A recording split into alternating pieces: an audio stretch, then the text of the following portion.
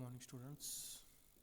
Now here we are also discuss about the problem on integrated accounting system. First of all, we are also read the problem carefully. On 31st March, following balances existed in the firm's cost ledger, store ledger control account, debit balance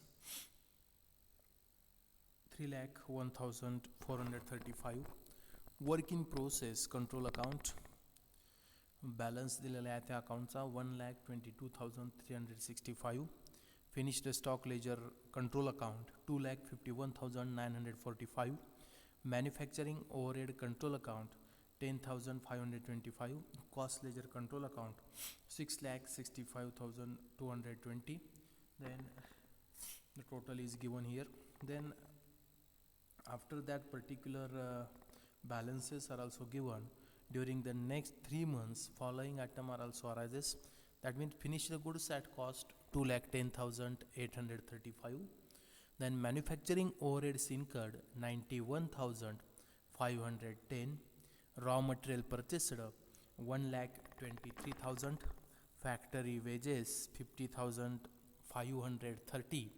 Indirect labor 21,665. Cost of sales 1,85,890.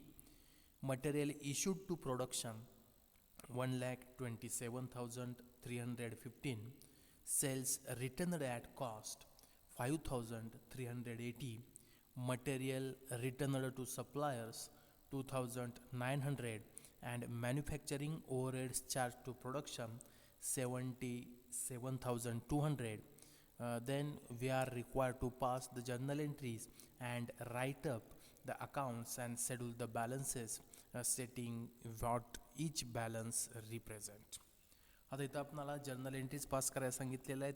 त्याचबरोबर आपणाला आणखी एक महत्त्वाचं या ठिकाणी काय सांगितलेलं आहे तर लेजर अकाउंट असतील ते लेजर अकाउंट तयार करायला सांगितलेले आहेत. आता जर्नल एंट्रीज या ठिकाणी आपण पाहूयात. आता जर्नल एंट्री करत असताना कशा पद्धतीनं जर्नल एंट्री होतील ते सुद्धा पाहणं महत्त्वाचं आहे. आता पहिली जर्नल एंट्री काय सांगते तर फिनिश्ड प्रोडक्ट्स ॲट कॉस्ट 2,10,835. याची जर्नल एंट्री काय होईल तर फिनिश्ड प्रोडक्ट ॲट कॉस्ट म्हणजेच या ठिकाणी फिनिश्ड प्रोडक्ट्स हे कुठून येणार आहे तर वर्क इन प्रोसेस कंट्रोल अकाउंटमधून फिनिश्ड स्टॉक लेजर कंट्रोल अकाउंटला ते येणार आहे. म्हणजेच फिनिश्ड प्रोडक्ट ॲट कॉस्ट असेल तर त्याची या ठिकाणी जनरल एंट्री काय होईल तर finished stock ledger control account debit to work in process control account amount येईल 2,10,835 म्हणजे 2,10,835. त्यानंतर पुढचं आहे मॅन्युफॅक्चरिंग ओव्हरहेड्स इन्कर्ड. आता मॅन्युफॅक्चरिंग ओव्हरहेड्स इन्कर्ड म्हणल्यानंतर काय एंट्री होणार आहे तर manufacturing overheads control account debit to bank account और कॅश अकाउंट. इन्कर्ड म्हणजे काय तो खर्च झाला असेल. म्हणजे आता इथं बघा तर इथं या ठिकाणी काय केलेलं आहे तर इथं पहिल्यांदा या ठिकाणी कॉस्ट लेजर कंट्रोल अकाउंट असेल तर ते कॉस्ट लेजर कंट्रोल अकाउंट इथं घेतलेलं आहे. आता मॅन्युफॅक्चरिंग ओव्हरहेड्स इन्कर्ड म्हणल्यानंतर इथं आपण इंटिग्रेटेड अकाउंटिंग सिस्टीम मेथडमध्ये काय करतो या ठिकाणी डायरेक्ट या ठिकाणी एक फायनान्शियल अकाउंटिंग एक कॉस्ट अकाउंटिंगचं घेतो. तर टोटल जे काय तुमचं असेल ते टोटल या ठिकाणी कॉस्ट अकाउंटिंगशी रिलेटेड ह्या जर्नल एंट्रीज आहेत. आता त्याचे ledgers cost ledger control account. त्यानंतर पुढचं या ठिकाणी अकाउंट तयार केलेला आहे स्टोअर लेजर कंट्रोल अकाउंट. त्याचा बॅलन्स या ठिकाणी ब्रॉडडाऊन तो वर दिलेला असेल तो घेतलेला आहे. त्यानंतर तुमचं वेजेस कंट्रोल अकाउंट इथं घेतलेलं आहे. मॅन्युफॅक्चरिंग ओव्हरहेड्स कंट्रोल अकाउंट घेतलेला आहे. Work in process control account घेतलेला आहे. Finished stock ledgers account cost of sales घेतलेला आहे. आणि शेवटी ह्याच्यावरून ट्रायल बॅलन्स या ठिकाणी बनवलेले आहे. हे या पद्धतीनं कॉस्ट लेजर अकाउंटिंगमध्ये सिस्टीम मेथडमध्ये सुद्धा हे तुमचं या ठिकाणी ट्रायल बॅलन्स असेल तर ट्रायल बॅलन्ससुद्धा हे या ठिकाणी तयार केलं जातो. तर आपणाला इंटिग्रेटेड अकाउंटिंग सिस्टीम आहे म्हणून या ठिकाणी आपण तो प्रॉब्लेम जस्ट या ठिकाणी रीड केला. कशा पद्धतीनं ते असेल ते या ठिकाणी आपण बघितलं. आता make up the various accounts and you cost ledger या ठिकाणी material control ledger account wages control ledger account, production overheads control account, administrative overheads work in process finished goods control account, selling and distribution overheads control account, cost of sales account, cost ledger control account, and I think so lastly costing profit and loss account. These accounts are also prepared, and last one is the trial balance are also prepared. आता trial बॅलन्समध्ये प्रामुख्यानं आपणाला जे माहीत असेल तर या ठिकाणी त्यामध्ये काय असते बघा,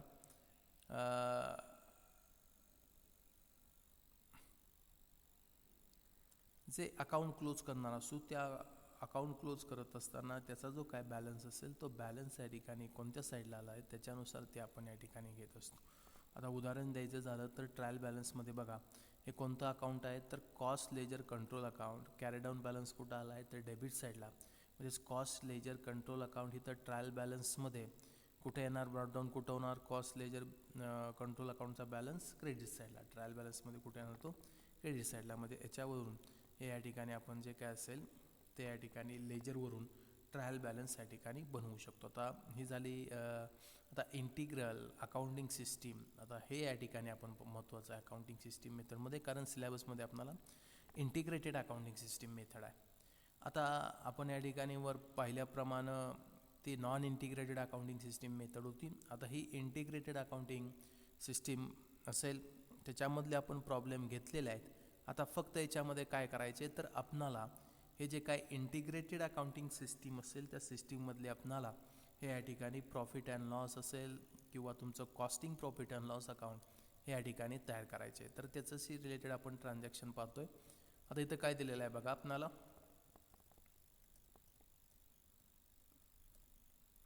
in the absence of the chief accountant you have been asked to prepare month's cost accounts for a company which operates a batch costing system fully integrated with financial account. The following relevant information is provided you. Balances at the beginning of the month: the stock ledger control account 25,000, work in process control account 20,000, finished goods control account 35,000, prepaid production overheads brought forward from the previous month 3,000, transactions during the month: material purchased 75,000, material issued to production and to factory maintenance. Production साठी 30,000 आहेत आणि factory मेंटेनन्ससाठी 4,000 आहे, 34,000. Material transfer between batches 5,000. त्यानंतर total wages paid मग त्यामध्ये direct workers आणि indirect workers. Direct वर्कर्ससाठी 25,000, इनडायरेक्टसाठी 5,000, टोटल आउटरला 30,000 आहे. Direct wages charge to batches 20,000. Recorded non productive time for direct workers 5,000. Selling and distribution overheads incurred 6,000. Other production overheads incurred 12,000. Sales 1 lakh. Cost of finished goods sold 80,000. Cost of finished goods sold 80,000. Cost of goods completed and transferred into the goods during the month 65,000. Physical value of the work in process and at the end of the month is nothing but our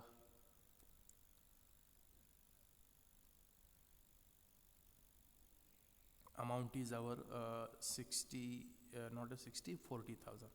The production overheads absorbed rate is 150% of direct wages and charged to the work in process.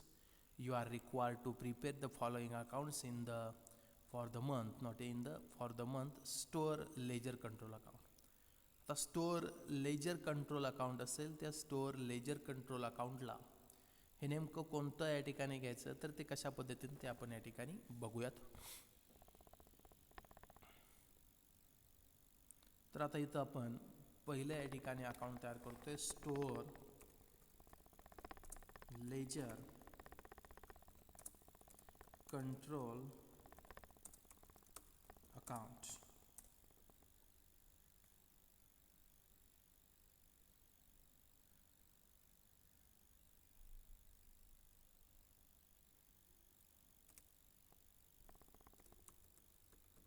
particulars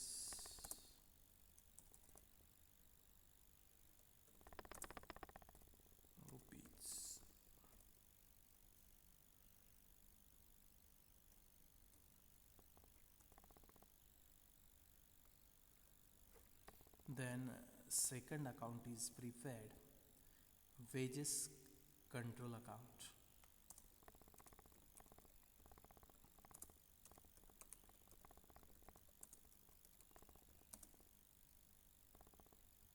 Then third account is prepared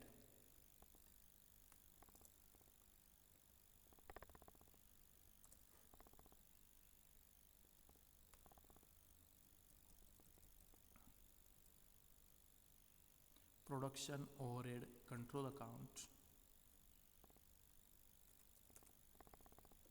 Production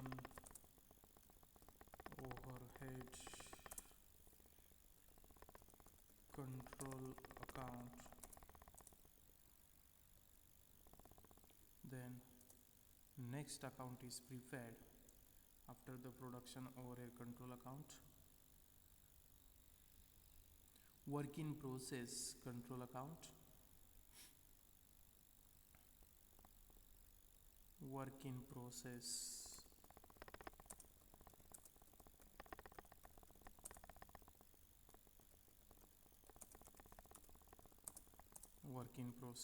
control account. Then after the work in process control account, problem मध्ये जेवढे सांगितले असतील तेवढे या ठिकाणी account आपण तयार करतो. Finished goods control account. Finished goods control account.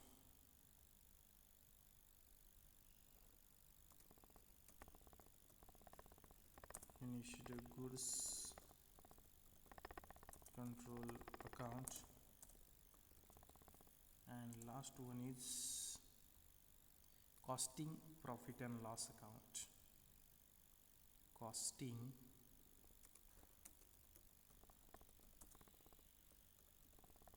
profit and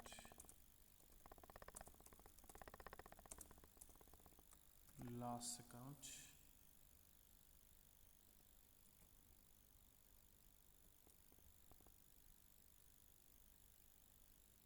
Finished goods control account. Work in process control account.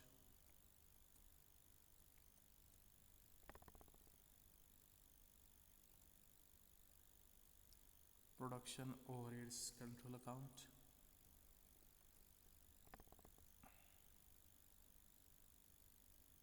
Wages control account.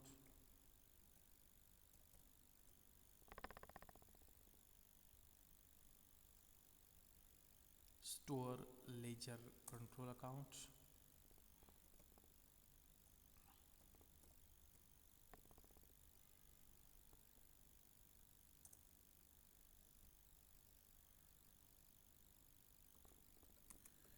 Debit and right hand side indicates the credit TR and CR.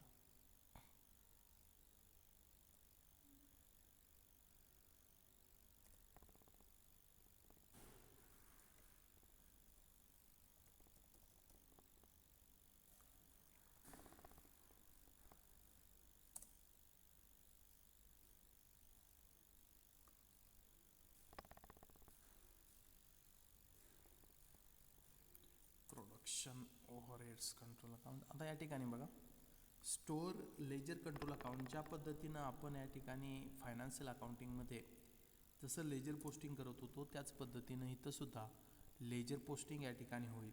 आता उदाहरण द्यायचं झालं तर आता या ठिकाणी wedges control account असेल तर वेजेस या ठिकाणी पेड केले असतील तर त्या ठिकाणी काय येणार आहे तर तुमचं कॅश ऑब्लिक बँक अकाउंट या ठिकाणी येईल. कुठल्या साईडला तर वेजेस कंट्रोल अकाउंटच्या डेबिट साईडला. म्हणजे या पद्धतीनं त्यानंतर वेजेसचा येणारा जो काही बॅलन्स असेल तो बॅलन्स हे प्रामुख्यानं या ठिकाणी तुमचं costing profit and loss account असेल ते प्रॉफिट अँड लॉस अकाउंटला ट्रान्सफर होईल. म्हणजेच जसं आपण फायनान्शियल अकाउंटिंगमध्ये हे अकाउंटिंग करत होतो त्याच पद्धतीचं हे कॉस्टिंगमध्ये आहे. आता पहिले या ठिकाणी काय करावं लागेल, पहिलं तुम्हाला जे काही दिलेले बॅलन्सेस असतील ते व्यवस्थित ब्रॉट डाऊन करून घ्यावे लागतील. मग त्यामध्ये कोणकोणते बॅलन्सेस आहेत तर या ठिकाणी पहिलं आपणाला सांगितलेलं होतं store ledger control account 25,000 balances beginning म्हणजे तो ब्रॉट डाऊनचा बॅलन्स आहे. तो बॅलन्स कुठं घ्यायचा हा एक सर्वात महत्त्वाचा मुद्दा आहे. स्टोअर लेजर कंट्रोल अकाउंट असेल तर या ठिकाणी स्टोअर म्हणलं की या ठिकाणी काय आलं, त्या ठिकाणी गुड्स रिलेटेड आहे. म्हणजे ही झाली असेट, म्हणजे असेटचा बॅलन्स ब्रॉडडाऊन कुठं होणार आहे, डेबिट साईडला. म्हणजे स्टोअर लेजर कंट्रोल अकाउंटचा बॅलन्स कुठं होणार, डेबिट साईडला. काय म्हणणार, to balance brought down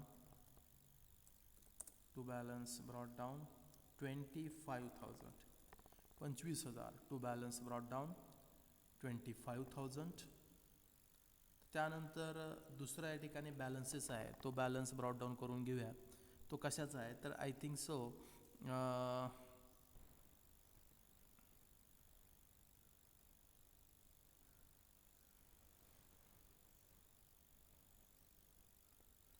production overheads. आता त्यामध्ये प्रीपेड बॅलन्स आहे. तो प्रीपेड बॅलन्स असल्यामुळं तो या ठिकाणी प्रोडक्शन ओव्हरहेड कंट्रोल अकाउंटच्या डेबिट साईडला. तर या ठिकाणी तुम्हाला थोडंसं या ठिकाणी आपल्याला हे पाहावं लागेल. वर्क इन प्रोसेस कंट्रोल अकाउंटचा 20,000 रुपयेचा बॅलन्स दिलेला आहे. म्हणजे वर्क इन प्रोसेसचा बॅलन्स आपल्याला ब्रॉड डाऊन करून घ्यावा लागेल. वर्क इन प्रोसेस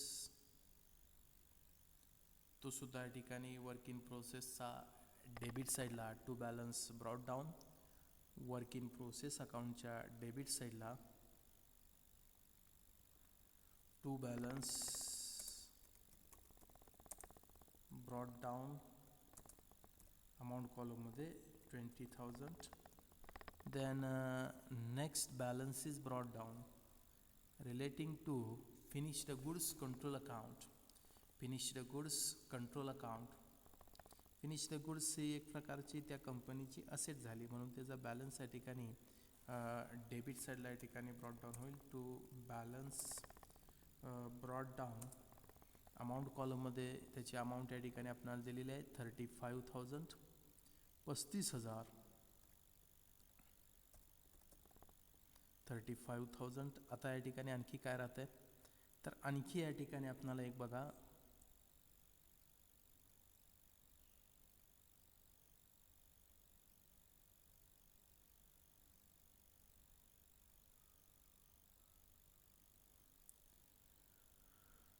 आता या ठिकाणी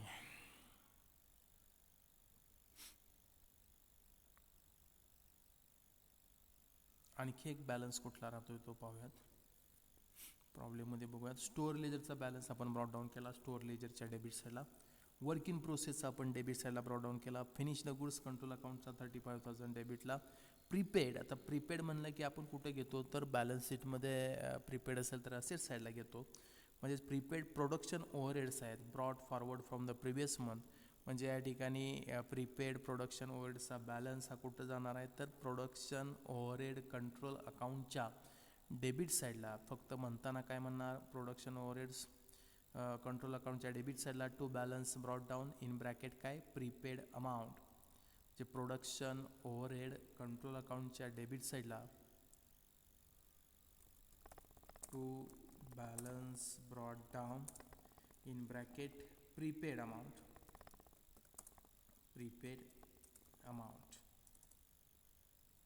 प्रीपेड अमाऊंट. हे बॅलन्सेस आपण ब्रॉड डाऊन करून घेतल्यानंतर नेक्स्ट जी काय स्टेप असेल ती जर्नल एंट्रीप्रमाणे त्याची या ठिकाणी काय करणं, पोस्टिंग करणं. म्हणजे आपणाला काय पाहावं लागेल तर ह्या जर्नल एंट्रीज पाहून त्यानुसार आपल्याला त्याचं लेजर पोस्टिंग करावं लागेल. आता सर्व बॅलन्सेस ब्रॉड डाऊन झाल्यानंतर खाली सांगितलेलं आहे transaction during the month material purchased 75,000. आता मटेरियल परचेस्ड म्हणल्यानंतर काय होणार आहे तर material comes in to the store. म्हणजे एंट्री काय होणार आहे, store ledger control account debit to काय येणार आहे cash oblique bank account. Entry काय झाली बघा, मटेरियल परचेस्ड 75,000. म्हणजेच एंट्री कशी होणार आहे तर store ledger control account debit, कारण मटेरियल कम्स इन आणि कॅश गोज आउट म्हणून कॅश अकाउंट क्रेडिटला येईल. म्हणजे स्टोअर लेजर कंट्रोल अकाउंटच्या डेबिट साईडला कुठला अकाउंट आहे, स्टोअर लेजर कंट्रोल अकाउंटच्या डेबिट साईडला, कारण पहिलं ट्रान्झॅक्शन तुमचं त्याच्याशी रिलेटेड आहे. एंट्री काय झाली, store ledger control account debit to cash oblique bank account. म्हणजे इथं डेबिट साईडला काय म्हणणार to bank account material purchased amount कॉलममध्ये 75,000. हे झालं या ठिकाणी पहिल्या ट्रान्झॅक्शनची पोस्टिंग. त्यानंतर मटेरियल इश्यूड टू प्रोडक्शन 30,000 आणि फॅक्टरी मेंटेनन्स 4,000. आता प्रोडक्शन ओव्हरहेड कंट्रोल अकाउंट. आता मटेरियल इश्यूडचं या ठिकाणी एंट्री काय होणार आहे. एक मटेरियल इश्यू केलं म्हणजे काय झालं, मटेरियल गोज इन टू कुठे गेलं प्रोडक्शनमध्ये, म्हणजे मटेरियल गोज आउट फ्रॉम, कुठून गोज आउट झालं तर स्टोअरमधून, कुठं गेलं तर प्रोडक्शनला. म्हणजे एंट्री करत असताना काय करावं लागेल तर स्टोअर लेजर कंट्रोल अकाउंटच्या क्रेडिट साईडला काय म्हणणार टू प्रोडक्शन किंवा work in process control account. Production म्हणजे कुठं जातं ते वर्क इन प्रोसेस कंट्रोल अकाउंटला जातं, बरोबर आहे. ते मटेरियल इश्यू टू प्रोडक्शन म्हणजेच या ठिकाणी स्टोअर लेजरमधून ते गोज आउट आहे. म्हणजेच इथं काय होणार आहे bye work in process control account. किती अमाऊंट आहे 30,000 30,000. आणि दुसऱ्या या ठिकाणी जाईल बाय कुठं जाणार फॅक्टरी मेंटेनन्स म्हणजेच या ठिकाणी प्रोडक्शन ओव्हरहेड कंट्रोल अकाउंटला जाईल bye production overhead control account 4,000 bye production overhead control account. Amount घ्या, अमाऊंट कॉलममध्ये 4,000. आता वर्क इन प्रोसेस कंट्रोल अकाउंटच्या डेबिटला आणि प्रोडक्शन ओव्हरहेड कंट्रोल अकाउंटच्या डेबिटला, म्हणजे प्रोडक्शन ओव्हरहेड कंट्रोल अकाउंटच्या डेबिटला to store ledger control account. Amount इथे येणार प्रोडक्शन ओव्हरहेडची 4,000 आहे. आणि वर्क इन प्रोसेस कंट्रोल अकाउंटच्या डेबिट साईडला to store ledger control account किती अमाऊंट आहे ते 30,000. म्हणजे या पद्धतीनं, कारण इथं फायनान्शियल अकाउंटिंगचा या ठिकाणी काही प्रश्नच येत नाही, कारण ते रिलेटिंग टू कॉस्ट अकाउंटिंग झालं transaction. Material issued to I think so material issued to production असेल ते. त्यानंतर मटेरियल ट्रान्सफर बिटवीन बॅचेस. आता मटेरियल ट्रान्सफर बिटवीन बॅचेस याचं या ठिकाणी नेमकं ट्रान्झॅक्शनचं कशा पद्धतीनं ते हे रेकॉर्डिंग करायचं हा एक महत्त्वाचा मुद्दा आहे. Material transfer between batches. आता इथं 5,000 रुपीजचं material transfer between batches. Material transfer between batches will not affect the control accounts and therefore these particular transactions is not taken into the account. म्हणजे material transfer between batches will not affect the control accounts. इथं control account एकदा material transfer between batches म्हणजेच या ठिकाणी काय एक batch झाल्यानंतर दुसऱ्या बॅचमध्ये येतात. जसं की एक प्रोडक्शनचा आपला टप्पा पूर्ण झाल्यानंतर दुसरा प्रोडक्शनचा टप्पा घेत असताना ते मटेरियल ट्रान्सफर केलेलं आहे, म्हणजे ऑलरेडी ते या ठिकाणी स्टोअरमधून ट्रान्सफर झालेलंच आहे, म्हणजेच त्यामुळे त्याचा इफेक्ट होत नसल्यामुळे ते ट्रान्झॅक्शन आपण घेणार नाही.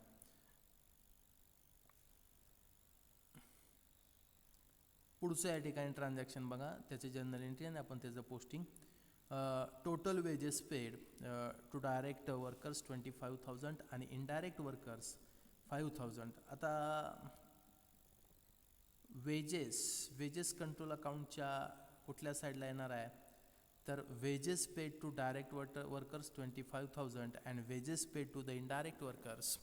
म्हणजे एंट्री होत असताना काय होणार आहे तर wages control account debit to cash or bank account. इथं वेजेस कंट्रोल अकाउंटच्या डेबिट साईडला to bank account in bracket wages paid to direct workers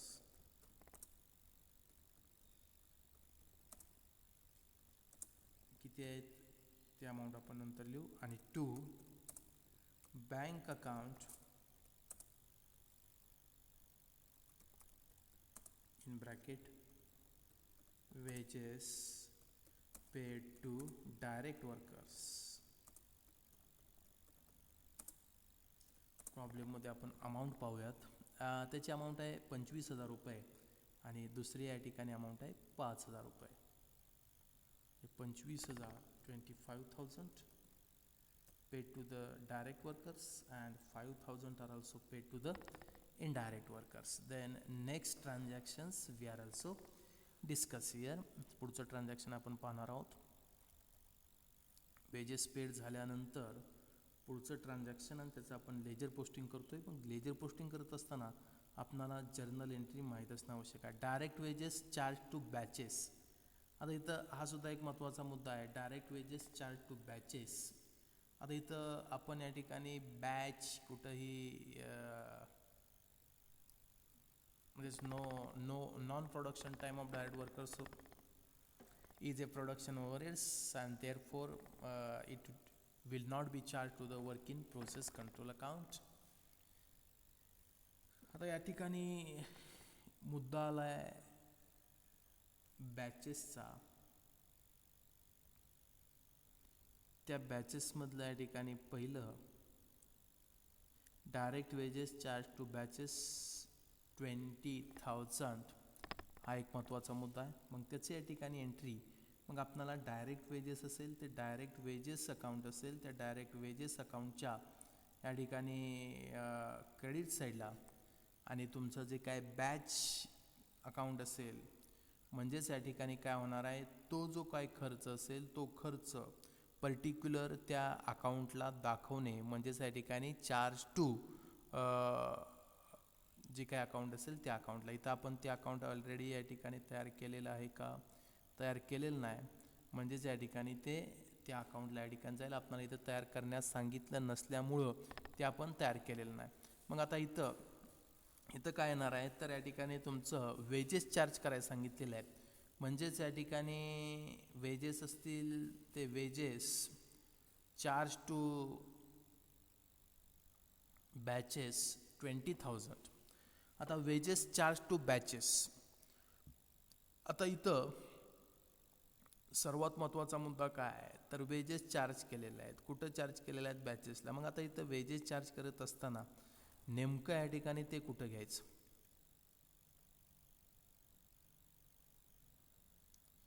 तर त्याची या ठिकाणी एंट्री होईल. आता चार्ज केलं म्हणजेच कुठल्या तरी अकाउंटला ते दाखवावे लागतील. मग कुठल्या अकाउंटला दाखवणार तर या ठिकाणी वर्क इन प्रोसेस कंट्रोल अकाउंटला ते वेजेस या ठिकाणी काय होतील दाखवले जातील. म्हणजे त्याची एंट्री होताना काय होणार आहे तर एक एंट्री होईल वेजेस कंट्रोल अकाउंट असेल त्या वेजेस कंट्रोल अकाउंटच्या क्रेडिट साईडला आपण काय म्हणणार by work in process control account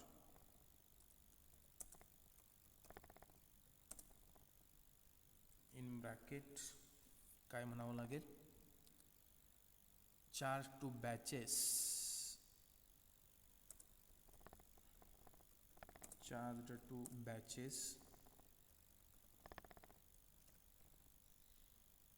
amount असेल आय थिंक सो 20,000 आणि इथं वर्क इन प्रोसेस कंट्रोल अकाउंटच्या डेबिट साईडला टू वेजेस कंट्रोल अकाउंट 20,000 ही झाल्या या ठिकाणी वेजेस चार्ज टू बॅचेस.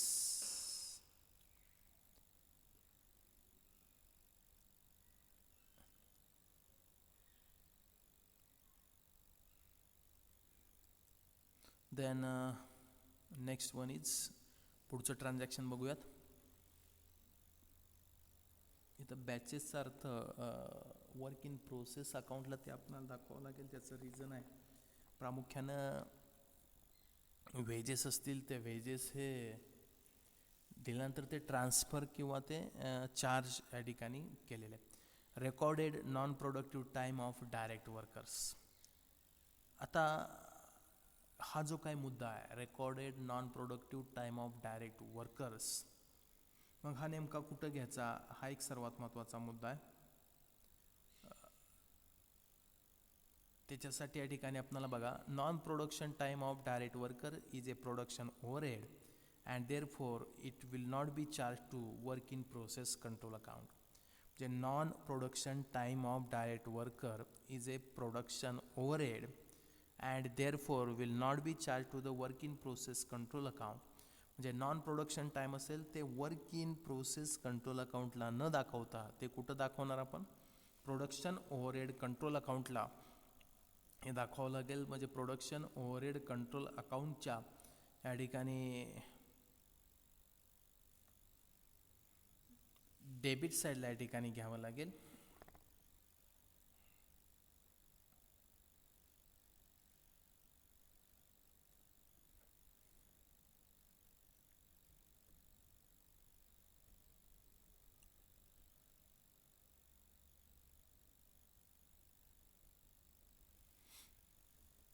आता इथं सर्वात महत्त्वाचा मुद्दा काय आहे बघा,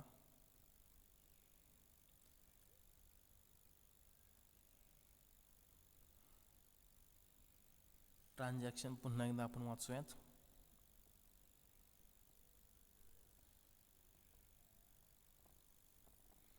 recorded non productive time of direct workers.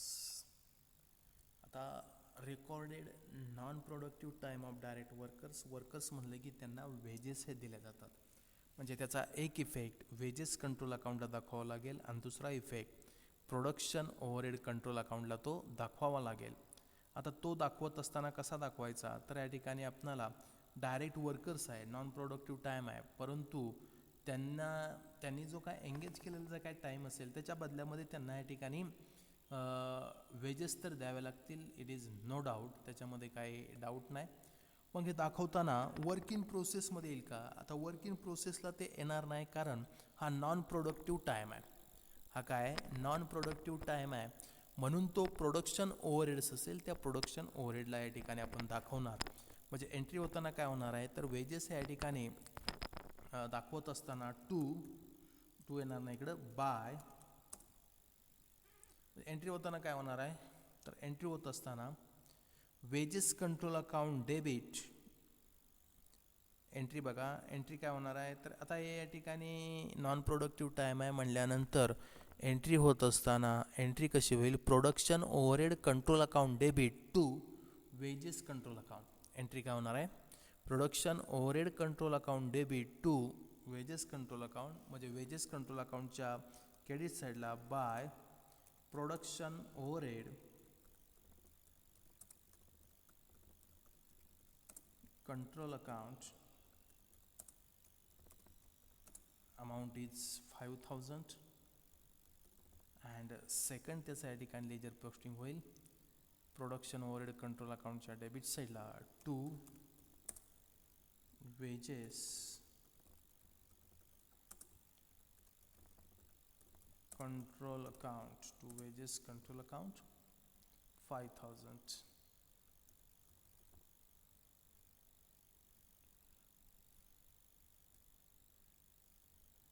म्हणजे वेजेस कंट्रोल अकाउंटच्या credit side ब्रॅकेटमध्ये non productive time. Then next आलं या ठिकाणी selling and distribution overheads incurred. आता selling and distribution overheads incurred म्हणल्यानंतर त्याची एंट्री काय होणार आहे, तर selling and distribution overheads account debit to bank और कॅश अकाउंट. म्हणजे सेलिंग अँड डिस्ट्रीब्युशन ओव्हरहेड्स अकाउंटच्या डेबिट साईडला, परंतु इथं सेलिंग अँड डिस्ट्रीब्युशन ओव्हरहेड दिलं आहे का, दिलेलं नाही. मग या ठिकाणी डायरेक्ट ती amount costing profit and loss अकाउंटच्या डेबिट साईडला घ्या, कारण या ठिकाणी आपल्याला सेलिंग अँड डिस्ट्रीब्युशन ओव्हरहेड्स असेल ते सेलिंग अँड डिस्ट्रीब्युशन ओव्हरहेड्स हे तयार करण्यास सांगितलेलं नाही. म्हणजेच कॉस्टिंग प्रॉफिट अँड लॉस अकाउंटच्या डेबिट साईडला टू सेलिंग अँड